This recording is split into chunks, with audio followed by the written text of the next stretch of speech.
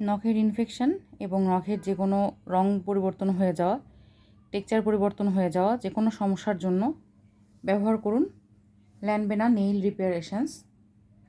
এই এসেন্সটি প্রাকৃতিক উপাদানে তৈরি, এজন্য এটা আপনি রোজ ব্যবহার করতে পারবেন।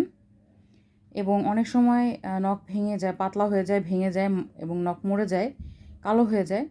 তো এই আক্রান্ত স্থানে এই সেরামটি ব্যবহার করতে হবে।